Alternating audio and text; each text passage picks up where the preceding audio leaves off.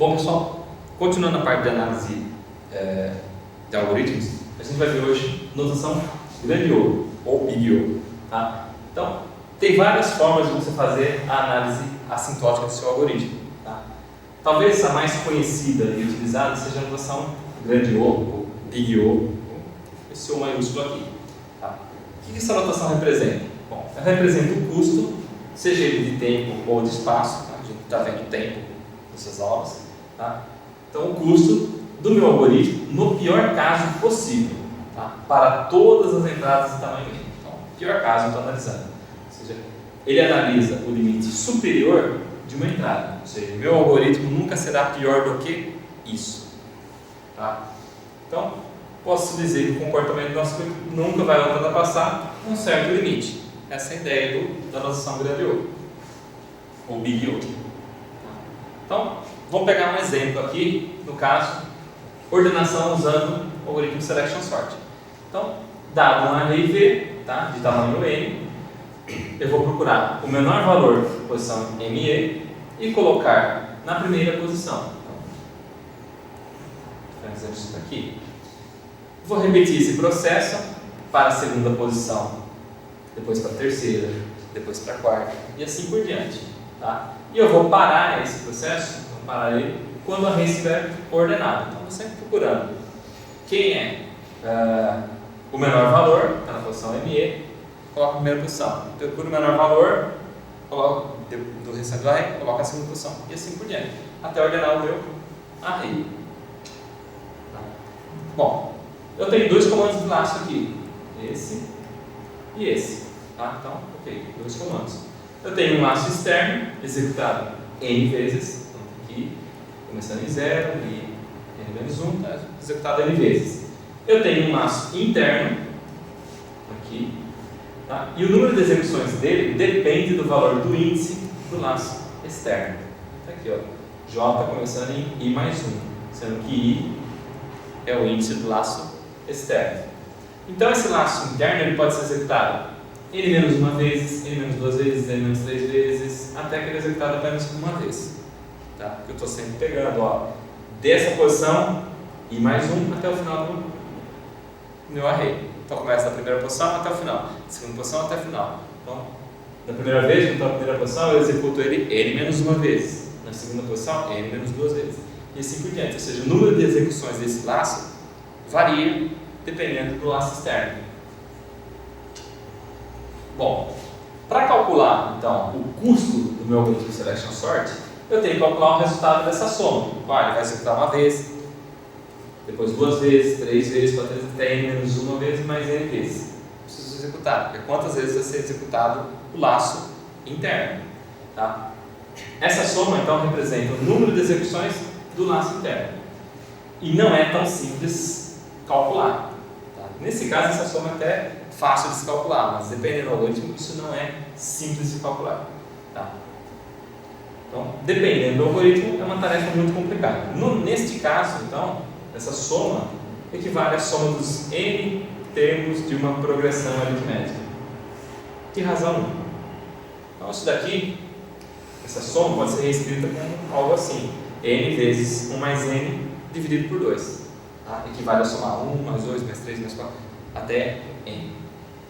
Então, posso substituir essa soma por esse valor aqui, calculado em função de n. Tá? Então, agora eu sei que o número de execuções do laço interno é isso daqui, n vezes 1 mais n dividido por 2. Tá? Mas dependendo do algoritmo, eu não sei calcular isso daí. Então, como é que eu faço? Uma alternativa mais simples seria estimar um limite superior.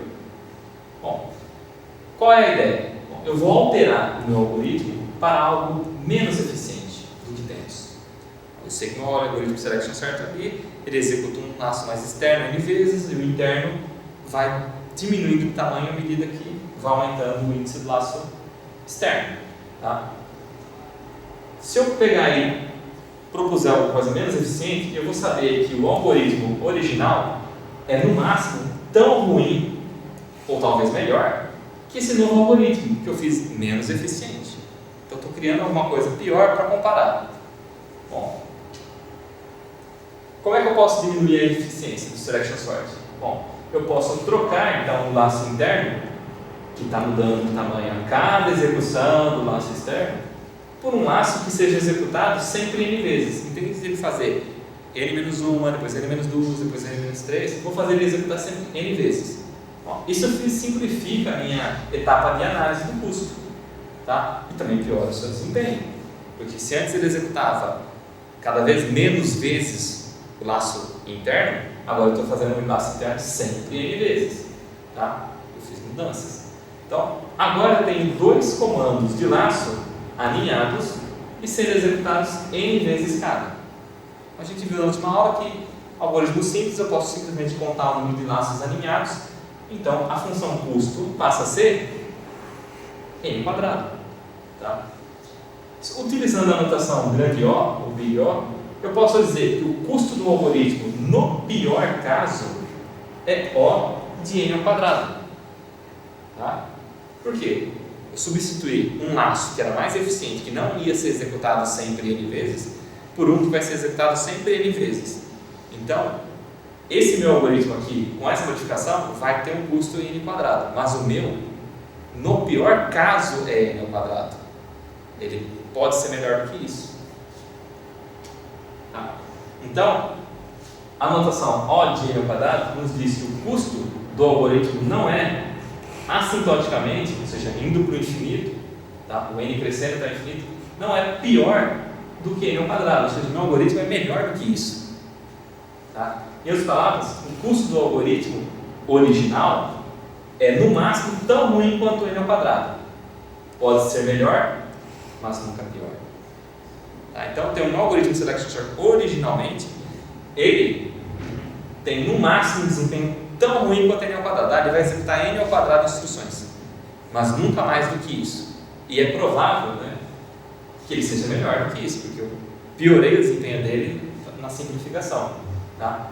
Então, a notação grande O, eu estou estabelecendo um limite superior para a complexidade real do meu algoritmo. Tá? Isso significa que o programa nunca vai ser mais lento do que um determinado limite. Então, o meu limite aqui é N ao quadrado. Meu programa nunca vai ser mais lento do que isso. Esse é o limite superior dele. Ele nunca passa disso. Tá? Então, essa é a ideia da notação grande O. Estou dizendo, o pior caso do meu algoritmo é N ao quadrado. O de N ao quadrado. Ele nunca vai ser pior do que isso. Pode ser melhor, mas nunca pior. Tá? Estou garantindo isso. Tá? Não passa desse limite. Tá? Então, essa é a ideia da notação grande O, pessoal. Espero que tenham entendido. E até a próxima aula com outras notações assintóticas. Até lá.